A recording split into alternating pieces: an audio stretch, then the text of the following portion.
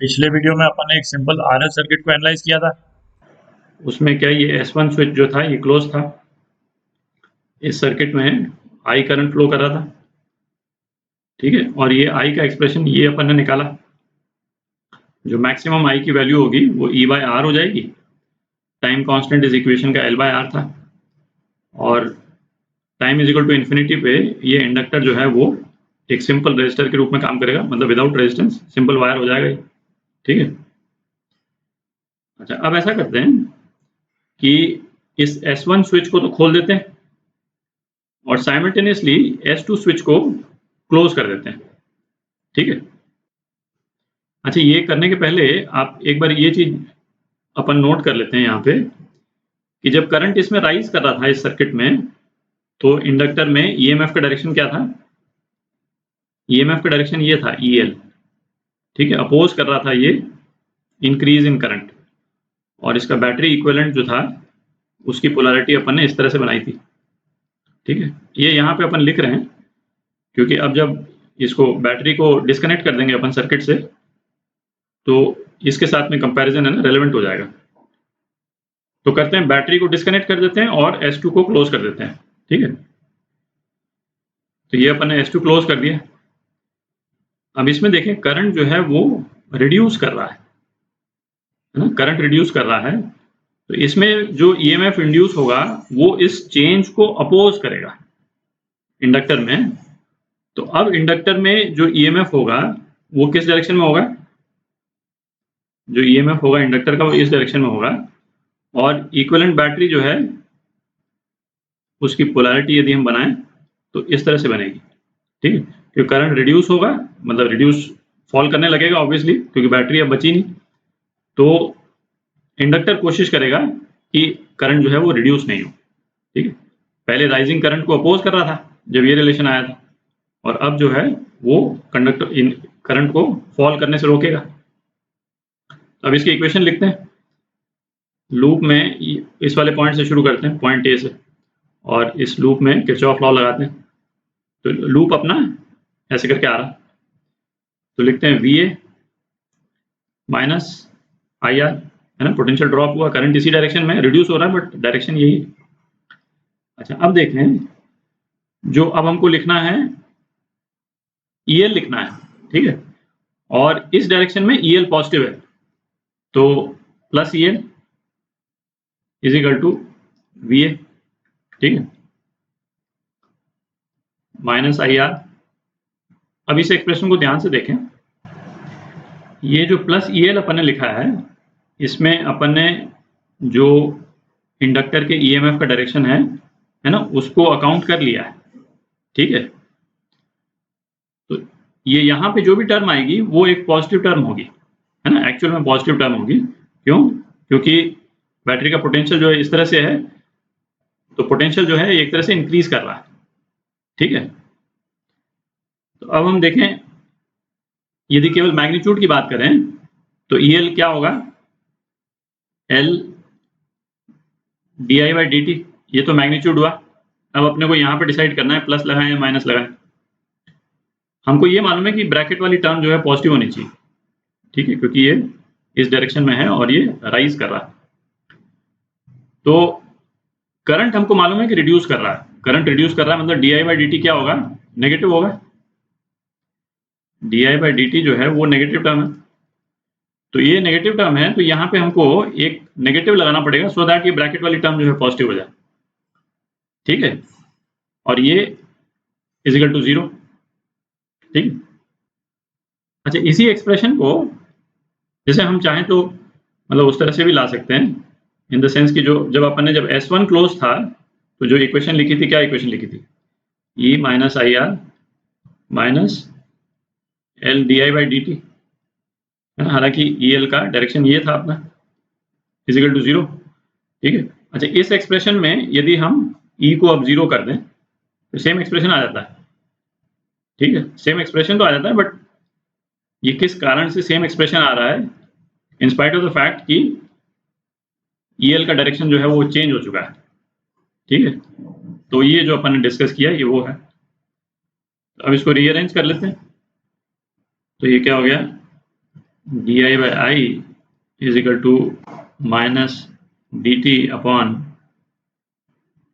L by R is equal to minus D T upon time constant. ये तो same ही है, time constant तो सेम ही है, ठीक। अब इसको अपन इंटीग्रेट कर दें। अच्छा, इंटीग्रेशन के वैल्यू क्या रहेंगे? जो इनिशियल वैल्यू जिसमें आई नॉट है, ठीक है, जब इन्फिनिट टाइम पास हो गया, जब ये स्टेबलाइज कर गया, उसके बाद में अपन ने स्विच को क्लोज किया, तो initial value I naught, final value I, और इसमें क्या हो जाएगा? 0 से t, ठीक है, क्योंकि हम जिस टाइम पे हमने स्विच S2 को क्लोज किया है उसको टाइम 0 मान रहे हैं। तो ये कितना हो गया? ln I upon I naught is equal to minus t upon tau, ठीक। तो ये क्या हो गया? I is equal to I naught e to the power minus T by tau. ये एक्सप्रेशन आ गया आपका डीके का, ठीक है। और इसको यदि ग्राफ के टर्म्स में हम ड्रॉ करें तो ग्राफ ऐसा बनेगा इसका। ये करंट टाइम ग्राफ जो है, इसको यदि अपन ड्रॉ करें तो कुछ इस टाइप का बन जाएगा। ये आपका आई नॉट हो गया, जो कि ई बाय आर के बराबर है, इस टाइप का ग्राफ बन जाएगा। अच्छा, यदि हम कंडक्टर की वैल्यू यदि वेरी करते हैं, सपोज हम ये दो ग्राफ और बना देते हैं, ठीक है, एक ये ग्राफ हो गया और दूसरा सपोज ये ग्राफ हो गया। तो इसमें हम देख के बता सकते हैं, यदि सपोज इसमें रजिस्टर सेम है, इंडक्टर इसमें L3, L2 और L1, तो इसमें सबसे बड़ा इंडक्टर कौन सा है, सबसे छोटा वाला कौन सा है इन टर्म्स ऑफ मैग्नीट्यूड, मतलब तो इसको देख करके हम बोल सकते हैं कि भाई L3 जो है वो L2 से बड़ा है, ये L1 से बड़ा है। क्यों? क्योंकि L3 में करंट सबसे स्लोली फॉल कर रहा है और L1 में सबसे ज़्यादा, ठीक है। तो इसका मतलब L3 ने ज़्यादा देर तक EMF को मेंटेन रखा, ठीक है। तो ऑब्वियसली टाइम कांस्टेंट ज़्यादा है इस केस में। L3 के केस में जो टाउ 3 जो है वो टाउ 2 से ज़्यादा है और वो टाउ 1 से ज़्यादा है, ठीक है। अच्छा, वैसे करते हैं, ये करंट डीके के टाइम पे रजिस्टर और इंडक्टर के अक्रॉस जो पोटेंशियल डिफरेंस है ना, उसमें किस तरह से वेरिएशन हो रहा है ना, उसको भी देख लेते हैं एक बार। तो एक बार पहले करंट डीके का रिजल्ट लिख लेते हैं। क्या आया था? Minus T by tau, I naught था ई बाय आर, और टाउ कितना था? एल बाय आर, ठीक है। अच्छा, अब E R, potential difference across resistor, इसको 0.1 मान लेते हैं, इसको 0.2 बोल देते हैं और इसको 0.3 बोल देते हैं, ठीक। तो अपन क्या निकाल रहे हैं? V1 minus V2। V2 higher potential पे है, V2 लोअर पोटेंशियल पे, क्योंकि करंट जो है इस डायरेक्शन में जा रहा है, ठीक है। तो ये कितना हो गया? IR। तो ये हो गया आपका I naught R e to the power minus T by tau, और I नॉट R को हम E भी लिख सकते हैं, e to the power minus T by tau, ठीक है। तो यहाँ पे कर देते हैं डेल्टा V, है ना, पोटेंशियल डिफरेंस अक्रॉस जिस भी एलिमेंट की अपन बात करें, और ये टाइम है। तो ये जो है वो इस टाइप से फॉलो हो रहा है। ER जो है बेसिकली करंट को फॉलो कर रहा है, ठीक है। EL निकालते हैं। EL कितना? अपन V2 माइनस V3 ले रहे हैं, तो V2 माइनस V3 जो है वो नेगेटिव फिगर आएगा, दिख रहा है, क्योंकि बैटरी का ये साइड जो है वो माइनस है और ये प्लस है ना। V3 हायर है V2 से, तो V2 माइनस V3, तो ये कितना हो गया? L D I by D T, ठीक है। और L D I by D T कितना हो गया? L I naught minus upon tau e to the power minus T by tau, ठीक है। तो ये हो गया minus E to the power minus T by tau, ठीक है। आई नॉट की वैल्यू रख दें यहाँ पे ई बाय आर और टाउ की वैल्यू रख दें, है ना, एल बाय आर, तो ये आ जाएगा बेसिकली। तो इसका जो कर्व है वो ये सपोज प्लस ई था, है ना, क्योंकि अपन v1 माइनस v2 ले रहे हैं, और v2 minus v3, v2 minus v3 जो है इनिशियली ये शुरू हुआ माइनस ई से शुरू हुआ और इस डायरेक्शन में हो गया, ठीक है। ये आपका EL हो गया, ठीक है। किसी भी टाइम पे ER प्लस EL 0 के बराबर है ना, जो एक्सपेक्टेड भी है भाई, इसमें जितना ड्रॉप करेगा उतना ही इसमें राइज करेगा, क्योंकि तो क्लोज लूप में हो गए दोनों जो एलिमेंट्स हैं। RL सर्किट्स में एनर्जी कंजर्वेशन भी देखते हैं। तो जब ये वाला स्विच क्लोज था, है ना, बैटरी कनेक्टेड थी इस सर्किट से, तो सर्किट के अक्रॉस जो किरचॉफ लॉ हमने लगाया था, तो इक्वेशन जो हमारे पास में आई थी वो क्या थी, E is equal to I R plus L D I by D T, ठीक है। और इस इक्वेशन को हमने दोनों तरफ यदि करंट से मल्टीप्लाई किया था, ये इक्वेशन अपन पहले भी देख चुके हैं, अपन ने जब इंडक्टर में एनर्जी स्टोर्ड जो है वो निकाली थी, है ना, उसका रिलेशन निकाला था। तो इसका क्या इंटरप्रिटेशन अपन ने लिया था, ये हर एक टर्म का, ये तो था पावर डिलीवर्ड बाय बैटरी,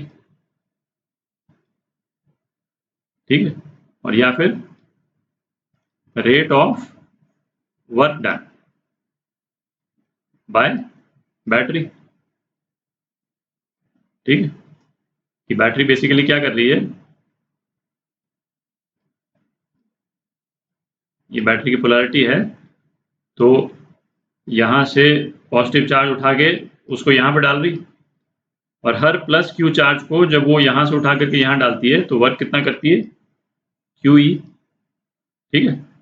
तो रेट ऑफ वर्क डन ये था अपना d q by D t into e, जो कि आई ई के बराबर था, ठीक है। ये पावर डिलीवर्ड बाय बैटरी। अच्छा, ये तो अपन करंट इलेक्ट्रिसिटी हमने जब किया था, है ना, rate of heat produced, rate of heat produced in resistor, ठीक है। और ये जो टर्म है ये है rate at which energy stored in inductor, ठीक है। और फिर इसको यदि हम इंटीग्रेट कर दें तो ये बेसिकली है energy stored in inductor D you by D T, D U L by D T कर देते हैं, है ना, rate of energy stored in inductor, ये हो गया L I D I by D T, ठीक है। तो फिर हमने निकाला था डी यू एल कितना, एल आई डी आई, और इसको हमने इंटीग्रेट कर दिया तो ये कितना आ गया था, हाफ एल आई स्क्वायर, ठीक है। तो जब करंट पास कर रहा होता है इंडक्टर में से, तो एनर्जी स्टोर्ड इन इंडक्टर जो है वो कितनी है, हाफ एल आई स्क्वायर, ठीक है। अच्छा, अब जब हम ये स्विच क्लोज कर देते हैं और इस स्विच को हमने ओपन कर दिया, ठीक है, ये येलो लाइन से मैंने इसको ओपन कर दिया, तब जो इक्वेशन होती है ना, उसको भी एक बार देखते हैं। तो जब ये वाला स्विच S2 स्विच हमने क्लोज कर दिया था, तो पोटेंशियल डिफरेंस की जो इक्वेशन थी वो क्या आई थी, I R plus L D I by D T is equal to 0, ठीक, और या फिर I R is equal to minus L D I by D T. दोनों तरफ हम यदि आई से मल्टीप्लाई कर दें तो ये टर्म आ जाती है अपने पास में। अच्छा, ये टर्म क्या है, ये है रेट ऑफ हीट प्रोड्यूस्ड,